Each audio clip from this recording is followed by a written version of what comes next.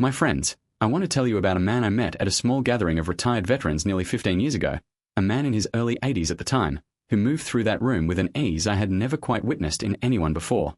He laughed easily. He spoke his mind plainly, without the careful hedging most of us use to protect ourselves from disapproval. He seemed entirely unconcerned with what anyone else in that room thought of him, not in an arrogant way, but in the manner of someone who had simply set down a burden the rest of us were still quietly carrying. I remember watching him and thinking, with a mixture of admiration and quiet envy, that I wanted whatever he had. Over the years that followed, I made it a point to notice the same quality wherever I encountered it. In a widow at my church who spoke about her late husband's passing with a startling, peaceful honesty rather than the careful performance of grief I had come to expect from others. In an old business acquaintance who had lost nearly everything in a financial collapse decades earlier and yet approached each new day, even in his 80s, with a lightness that seemed almost impossible given what he had survived. In my own aunt, who I described to you in an earlier conversation, who moved through her final years with a calm that nothing seemed able to disturb. For a long time, I assumed these people had simply been born with an unusually sunny temperament, or perhaps had been fortunate enough to avoid the harder blows life delivers to the rest of us. It was only after I finally sat down with several of them individually, over the years, and asked them honestly how they had arrived at this particular freedom, that I discovered something I did not expect. Nearly every single one of them had a story, usually a painful one, about a specific crisis in their life that had forced them to face and survive the exact thing they had spent decades most desperately fearing.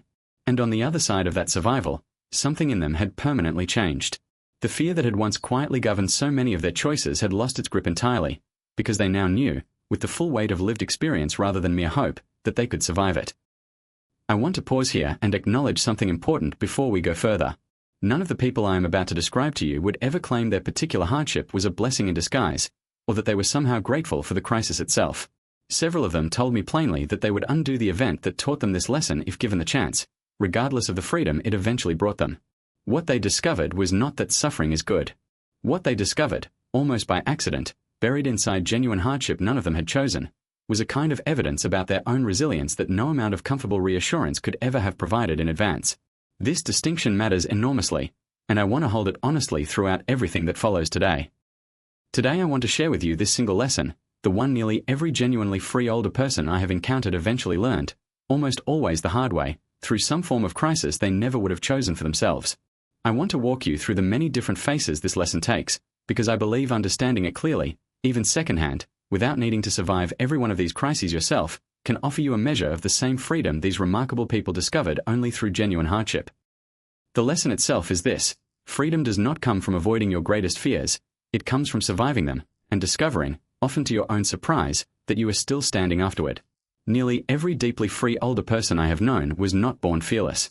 They were, in most cases, people who had spent decades quietly governed by a particular fear, until life forced a confrontation with that exact fear that they had not chosen and could not avoid. What follows is simply this one hard lesson, appearing in the many different forms it took for the people who taught it to me.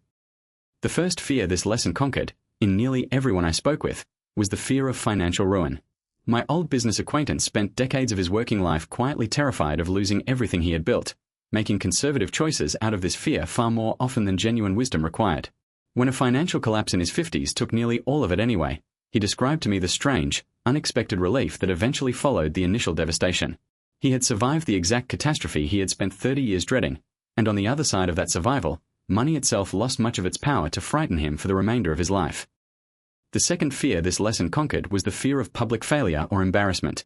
A retired schoolteacher I came to know described spending much of her career terrified of making a visible mistake in front of colleagues or students, rehearsing every lesson obsessively to avoid this exact humiliation. When a genuine, embarrassing mistake finally occurred publicly in her final working years, she discovered that the world did not end, her colleagues largely forgot about it within weeks, and she herself survived a fear she had spent decades organizing her entire professional life around avoiding.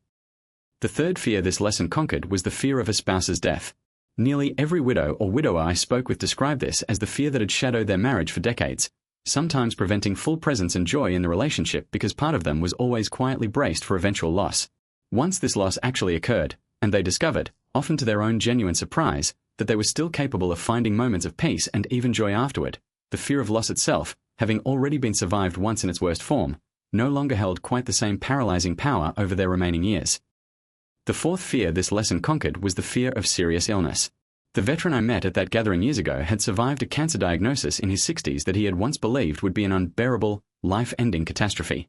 Having walked through the actual experience and found himself still alive on the other side, he described an almost giddy sense of borrowed time in the years that followed, no longer governed by the same anxious dread of illness that had once quietly shaped so many of his decisions. The fifth fear this lesson conquered was the fear of family rejection. A woman I spoke with had spent decades terrified that coming out honestly about a long-held private struggle would cause her adult children to reject her entirely. When she finally found the courage to speak this truth honestly in her 70s, and her children, after an initial difficult period, remained genuinely present in her life, she described a freedom unlike anything she had experienced in the previous 40 years of careful, anxious concealment. The sixth fear this lesson conquered was the fear of being genuinely alone. Several people I spoke with described a period of enforced solitude, whether through illness, geographic isolation, or the loss of every close friend in a short span of time, that forced them to discover they could survive extended aloneness without it destroying them the way they had always assumed it would. This survived experience of solitude, once endured and found bearable, permanently loosened the anxious grip that the mere possibility of loneliness had once held over their social choices. The seventh fear this lesson conquered was the fear of physical dependence on others. A proud, fiercely independent friend of mine broke his hip in his early 70s and required considerable help from his family for several months of recovery, an experience he had dreaded for decades as the ultimate loss of dignity. Having survived this period of genuine dependence, discovering his family's care did not diminish him the way he had feared. He approached the remainder of his aging years with far less anxiety about eventually needing help again. The eighth fear this lesson conquered was the fear of running out of purpose after retirement. A former surgeon I knew had organized his entire sense of identity around his demanding career, terrified privately that retirement would leave him feeling empty and irrelevant. The first difficult year of retirement did, in fact, bring some of the emptiness he had feared. But having survived that difficult transition and discovered new sources of meaning on the other side, his fear of purposelessness itself lost much of its power over how he approached the remaining chapters of his life. The ninth fear this lesson conquered was the fear of others' disapproval regarding a major life decision. A woman I spoke with had spent years terrified of her extended family's judgment over a decision to sell the family home after her husband's passing. When she finally made the decision anyway, weathering considerable initial disapproval from several relatives, she discovered that this disapproval, while uncomfortable, did not destroy her or permanently damage the relationships she valued most. Having survived this specific disapproval once, she found herself far less controlled by the fear of future disapproval in the decisions that followed. The 10th fear this lesson conquered was the fear of physical decline itself, visible to others. A retired dancer I knew had built much of her identity around her physical grace and had feared, for decades, the visible changes that aging would eventually bring to her body. When arthritis significantly altered her movement in her late 60s, forcing a confrontation with exactly the visible decline she had always dreaded, she discovered, somewhat to her surprise, that her sense of self survived this change far more intact than she had ever believed possible. The 11th fear this lesson conquered was the fear of being forgotten by one's own community after stepping back from public involvement. A man who had spent decades as a visible, active leader in his local community feared that stepping back due to health concerns would result in being quickly and completely forgotten.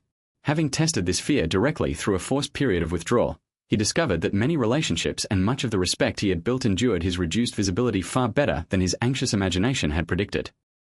The 12th fear this lesson conquered was the fear of financial dependence on one's own children.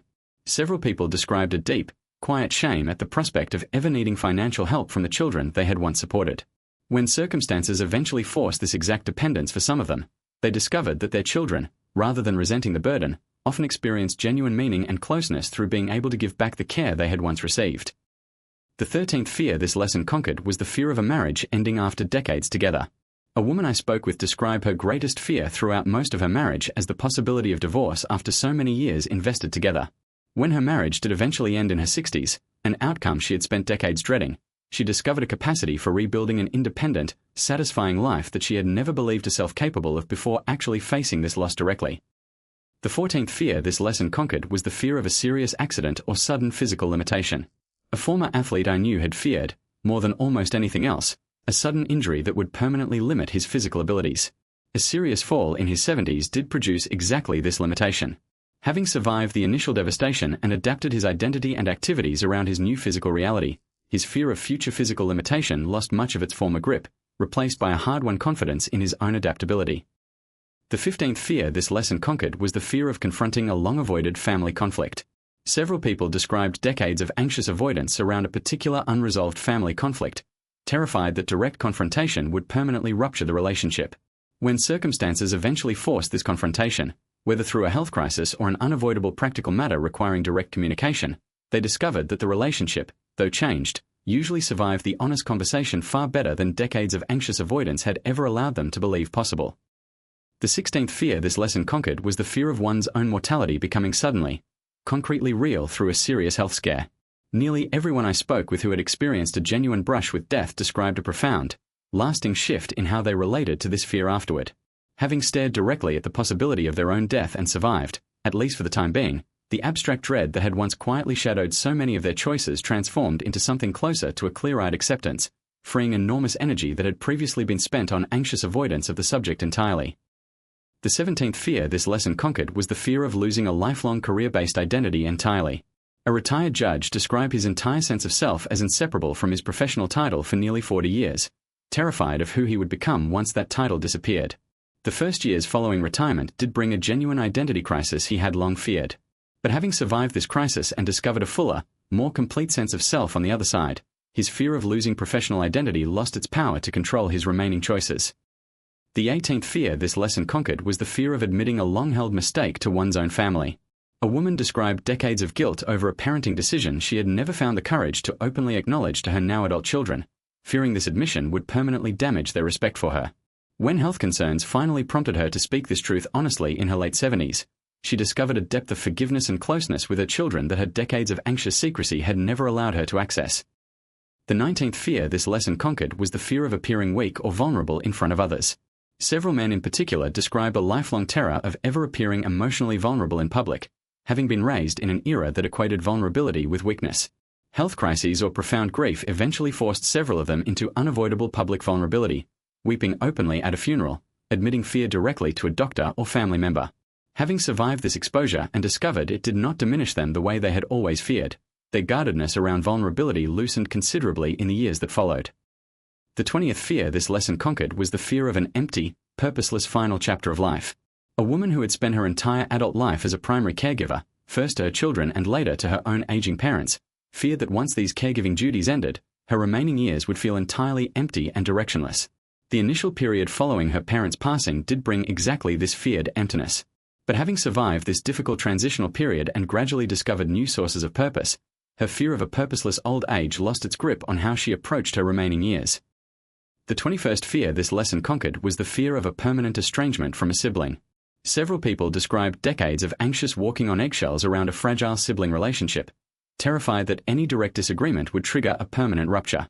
When circumstances eventually forced an unavoidable disagreement, whether over an inheritance or a difference in caregiving philosophy, several of them discovered that the sibling relationship, though strained temporarily, ultimately survived far better than their decades of anxious caution had led them to expect. The 22nd fear this lesson conquered was the fear of one's own home no longer being safe to live in independently. A man described his terror of the day he might be told his home was no longer safe for him to manage alone, viewing this as an unbearable loss of autonomy.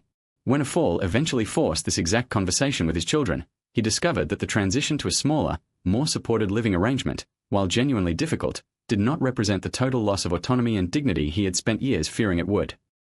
The 23rd fear this lesson conquered was the fear of a lifelong friendship simply ending through unresolved conflict. A woman described decades of quiet anxiety about an old friendship that had grown tense after a significant disagreement neither party had ever fully addressed. When the friendship eventually did end, an outcome she had feared for years, she discovered that she survived this particular loss more completely than she had ever believed possible, and the survived experience made her considerably less anxious about the fragility of her remaining friendships. The 24th fear this lesson conquered was the fear of being unable to provide financially for a spouse's care during a serious illness. A husband described his greatest fear throughout much of his marriage as the possibility of his wife requiring expensive long-term care he might not be able to afford. When this exact circumstance eventually arose, he discovered, through considerable difficulty and creative problem-solving, that resources and support existed that his years of anxious anticipation had never allowed him to imagine or plan for calmly in advance. The 25th fear this lesson conquered was the fear of a grown child making a life choice the parents strongly disagreed with. Several parents described years of anxious dread about the possibility of a child eventually making a major life decision, a marriage, a career change, a relocation, that the parent believed was a serious mistake. When these feared decisions eventually did occur, several parents discovered that their relationship with their child survived the disagreement, and often the child's life unfolded in ways the parent had not anticipated, softening the certainty of their original fear considerably. The 26th fear this lesson conquered was the fear of one's own memory beginning to visibly decline. A retired professor described a profound terror, throughout much of his 60s, of the earliest signs of memory decline he began noticing in himself. Rather than avoiding this fear indefinitely, a frank conversation with his doctor and family about these changes, though difficult, brought a surprising relief once the fear was finally named openly rather than carried silently, and he found he could adapt practically to his changing memory far more calmly once the fear itself had been faced directly rather than avoided. The 27th fear this lesson conquered was the fear of losing control over end-of-life medical decisions. Several people described a deep anxiety about the possibility of losing control over their own medical choices in their final years. Taking the difficult but concrete step of completing formal advance directives and having frank conversations with family about these wishes, rather than continuing to avoid the uncomfortable subject indefinitely, transformed this abstract dread into something considerably more manageable, precisely because the fear had finally been confronted directly rather than left to fester in avoidance. The 28th fear this lesson conquered was the fear of a beloved family tradition quietly disappearing after a key family member's death. A woman I spoke with had dreaded for years that the large annual holiday gathering her mother had always hosted would simply vanish once her mother passed, taking with it a sense of family cohesion she considered irreplaceable. When her mother did pass and the gathering initially did shrink and change considerably, she discovered, to her genuine surprise, that a new and different tradition eventually took root in its place, imperfect but genuinely valuable in its own right, teaching her that even the loss of a cherished tradition need not mean the loss of family connection itself. The 29th fear this lesson conquered was the fear of publicly changing one's mind about a deeply held belief late in life. Several people described a quiet terror of ever admitting, especially to family or longtime friends, that a strongly held political, religious, or personal conviction from earlier decades no longer felt true to them. When circumstances eventually forced this admission into the open, whether through a direct question from a grandchild or an unavoidable disagreement at a family gathering, they discovered that most relationships survived this honesty far more gracefully than the decades of careful concealment had ever allowed them to believe. The 30th fear this lesson conquered was the fear of becoming a source of worry or burden to one's own siblings during a health crisis. A man described years of quietly minimizing his own health concerns to his siblings, terrified of becoming a source of stress in their own busy lives. When a genuine health emergency eventually made concealment impossible, he discovered that his siblings, rather than resenting the disruption, rallied around him with a depth of care that his years of quiet self-protection had never given them the opportunity to demonstrate. The 31st fear this lesson conquered was the fear of losing the physical strength required to live independently in one's own home. A woman described decades of anxious vigilance about maintaining enough physical strength to avoid ever needing help with basic daily tasks, treating any sign of declining strength as an emergency to be urgently reversed. When illness eventually did reduce her physical capacity considerably, she discovered a network of practical support, both professional and familial, that allowed her to remain in her own home far longer and more comfortably than her years of anxious self-reliance had ever led her to believe was possible. The 32nd fear this lesson conquered was the fear of a long-held secret from earlier in life eventually being discovered by one's own family. A man described nearly 50 years of quiet dread surrounding a difficult chapter from his young adulthood that he had never disclosed to his children. When health circumstances in his 80s finally prompted him to share this history honestly, he discovered a level of understanding and even closeness from his children that decades of careful concealment had never allowed the relationship to reach.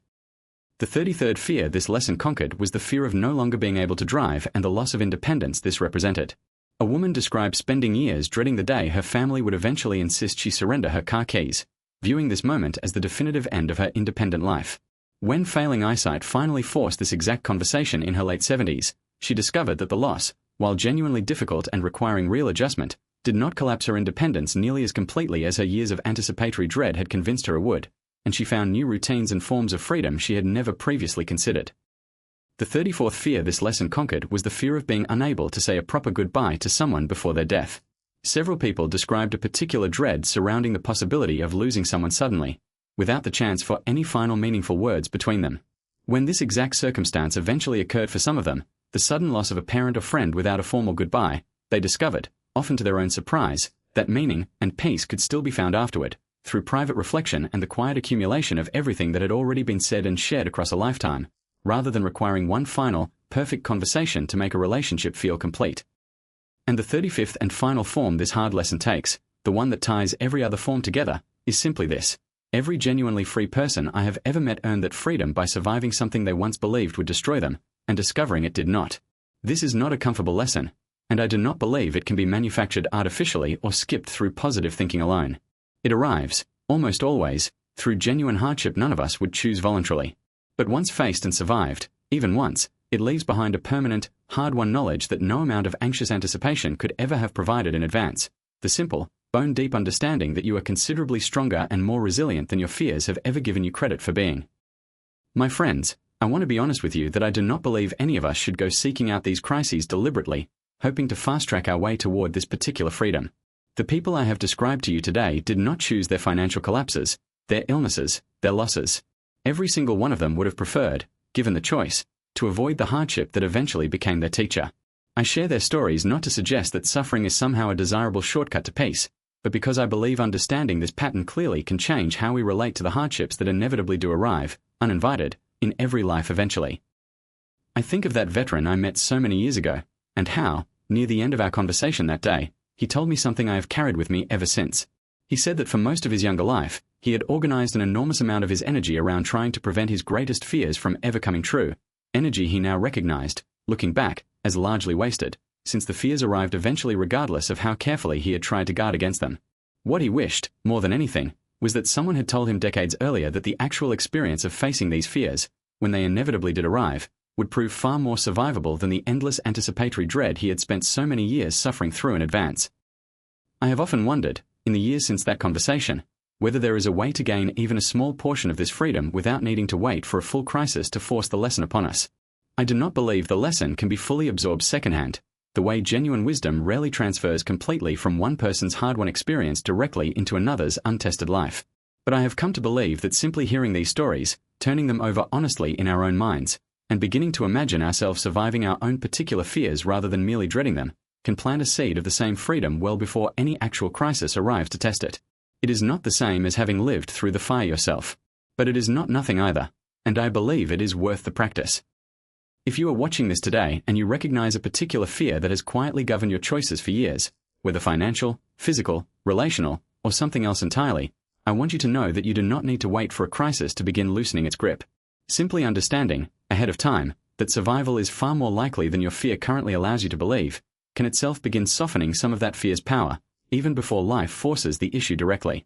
And if you have already survived one of these hard lessons yourself, whether by choice or by circumstance, I hope today's reflection helps you recognize the freedom you have already, quietly, earned, perhaps without ever fully naming what you had gained through the very hardship you once would have done anything to avoid. Thank you so much for spending this time with me today. I hope something I shared brings you a little more courage regarding whatever fear currently holds the most power over your own choices, and the reassuring knowledge that survival, when the moment eventually comes, tends to be far more available to us than our anxious imaginations ever give us credit for in advance. Take care of yourselves, my friends. Face what needs facing, gently and in your own time. And trust that on the other side of whatever you fear most, a genuine and lasting freedom may well be waiting for you, exactly as it waited for every free, unburdened older person I have ever had the privilege of knowing. Until next time, this has been Eternal Flame Wisdom. Stay honest, stay brave, and remember, the freedom you seek is often waiting quietly on the other side of the very thing you have spent your whole life avoiding. Thank you for watching.